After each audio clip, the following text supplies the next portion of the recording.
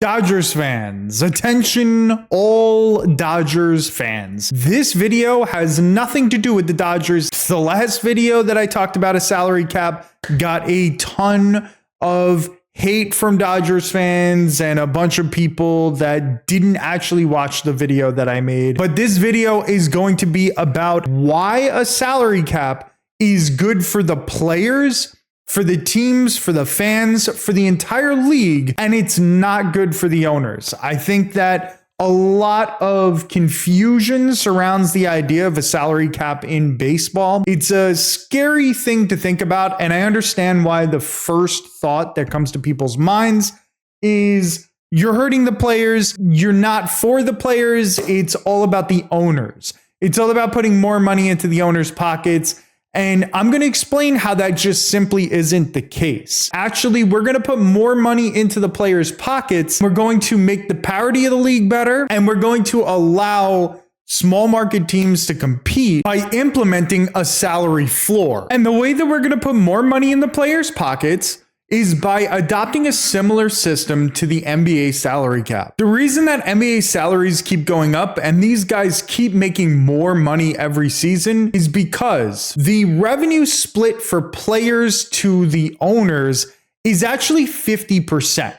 So that means that 50% of all revenue earned by the league ends up going into the players' pockets. Right now in MLB, 45 to 48% of the revenue goes into the players' pockets. 50% is obviously higher than 45 to 48%, but I wanted to explain this a little more because when I said it in my previous video, a lot of people just didn't understand what I meant. So I want to make sure that I'm being very, very clear. 50 cents of every dollar earned by Major League Baseball would go back into the pockets of the players. That would mean if we had a salary cap, the salary cap would probably go up every year or every couple of years, depending on different circumstances and what they agreed to in the CBA. That would be the goal of the salary cap, that the players are going to gain more and more money, and the owners are only taking on half of the revenue. Because every extra percentage is a lot of money that's being taken out of players' pockets. In terms of revenue to amount of money that players are getting in the NBA players are actually getting paid way more than MLB players because of the difference in those splits. But I guess a big question is, why am I such a proponent of having a salary cap? What comes with a salary cap is a salary floor. There is no way that the owners will implement a salary floor into Major League Baseball unless there is a salary cap. That's just how it's going to go for the league. And the most important thing that we can do is implement some sort of a salary floor. There's too many cheap owners that are running their teams into the ground just so they can get their portion of the revenue share and put more and more money in their pockets, when if they just fielded a competitive product, more of the fan base would come to games, more parity would be in the league. Most of these owners are billionaires. They are at minimum 100 millionaires. They can afford to spend money on their team. They can afford to put out a competitive product. That is something that needs to happen. That's something that the fans deserve. That's something that the league deserves. And that's something that the players deserve. And it'll be more attractive for players to move to smaller market teams if they have the opportunity to get paid. Because without a salary floor, a lot of these guys are just going to the big market teams because they know that they're going to get paid more. They know that they're going to get better endorsements. They know that there's possible sponsorships that are going to come and more money in their pocket that other teams can't really provide, like, say, the Kansas City Royals or the Tampa Bay Devil Rays or the Tampa Bay Rays, whatever. We see teams like the Rays have to trade out of the players that they have every 6 years, and they have to ship them off for young players and hope that those players end up panning out in the minors and that they have a competitive team. It's a very up and down thing for small market teams. That could be the case for any team, right? Of course, teams have good years, teams have down years, whatever. But if you just look at the Yankees, for example, the Yankees are just always there, always in the playoffs, never have a problem. If some pieces fall apart, they're going to be able to pay more pieces to come in. When the Yankees don't get Juan Soto this year, because he's most likely going to end up on the Mets, they're just going to turn around, shift their strategy to getting other players like Christian Walker, whoever, and they're going to be able to replace missing pieces a lot easier than a team like the Royals if they lost Bobby Witt to free agency. I know that's a crazy example because he's not going to hit free agency for a while, but you know what I'm saying. But with a salary floor of, say, I don't know, I was playing around with the numbers a little bit. I would say a reasonable salary floor would be like 140 to 150 million, somewhere between 120 and 150, I would say is reasonable for a salary floor. The teams should still make all the money and profit off of everything. And maybe a salary cap of like start it at 260 million. Which would be about 10 million per player on the team. Obviously, it's not going to be that simple. Obviously, the numbers have to be worked out a lot more, because that's what the league's job would be in this situation. But if you follow the NBA's salary cap, it makes it a lot more reasonable for teams to compete. It makes it a lot more reasonable when you have to trade and you can't go over 10% of salaries matching if you are already at the cap. This makes things a lot more interesting because you'll see a shift in different teams more often. We'll see guys get traded from one team to another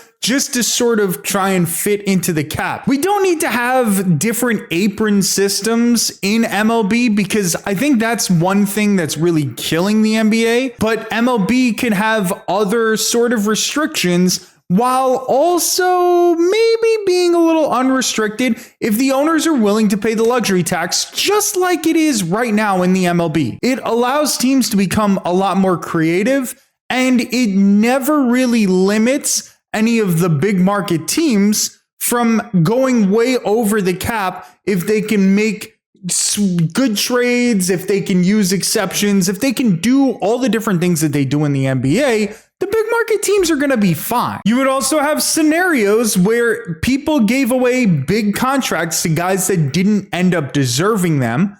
And this is a way to kind of punish that so that if you do have good front office guys, if you do have these incredible GMs like Andrew Friedman, then you're actually getting rewarded instead of getting punished. Now, while we're at it, if we want to make things a lot more creative, well, let's also finally implement draft pick trading into MLB because this is the only damn league that doesn't allow you to trade draft picks. Personally, I believe that the reason that they don't allow draft pick trading is because of the lack of salary cap. By being able to trade draft picks, you are now opening up options where you can maybe mess around with salaries. You could trade off these big contracts that don't work out.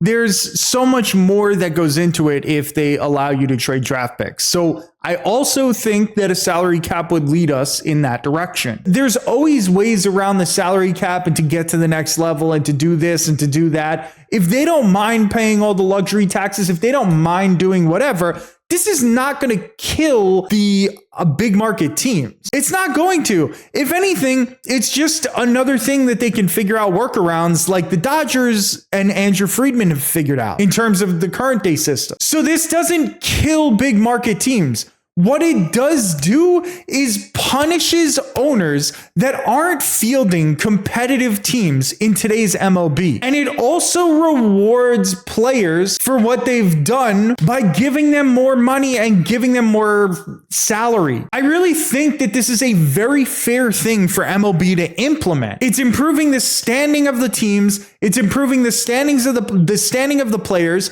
and it's bringing more fans to the field because hey, their team isn't eliminated in 3 weeks after the season starts from playoff contention, like the White Sox. Okay, the White Sox were out of the playoffs after like 3.5 days. Why would you want to go and watch your team play if that's the kind of team that they're fielding every single day? That's exactly what we saw with Oakland. John Fisher didn't want to field a competitive team, didn't want to rebuild the stadium, didn't want to do anything to help out the fans because his intent, his whole goal was to move the team away from Oakland. That's fucking gross. That's just disgusting. That shouldn't be an option for owners to take away the teams from the cities that they're from, unless the owners can possibly prove that, you know, they're not making enough money with the salary floor and this bullshit and that bullshit. Then they have to go back to the CBA. They have to implement something to allow the teams to be profitable. But I believe that any team can be profitable in MLB, especially if they're fielding a good product. Winning cures all, right? Winning is going to drive fans to the stadiums. It's so frustrating seeing a team that has such a long history in Oakland just get shipped off because the owner wanted to be a cheap piece of shit. And let me tell you, when he starts making more money in Vegas, if he starts making more money in Vegas, they're not going to increase how much their payroll is. It's going to be a never-ending cycle, and eventually the fans are just going to stop coming to those games. It's insane. So this barely affects big market teams at all. Despite what everybody wants to believe, a salary cap is not really going to hurt them. Okay? There's always workarounds. There's always ways to get around things, especially if you're willing to just pay the luxury tax, whatever, fuck it. Obviously, the Dodgers are pretty willing to do that in general. What this does is it raises the floor for all other teams. Okay, it doesn't cap out anybody's ceiling, but it does raise all these little teams that aren't competitive because their owners are being cheap dirtbags and they don't want to do anything to put a competitive product on the field. The big problem is the revenue sharing system in MLB. It isn't a solution for small market teams. It's only a solution to put more money into the owners' pockets. It was supposedly to help small market teams have more money to afford things in MLB. And instead, what it turned into was a way for small market teams to continue not fielding competitive teams and to instead pocket more money, essentially taking from the big market teams, which, like, there still has to be some sort of revenue sharing system and whatever.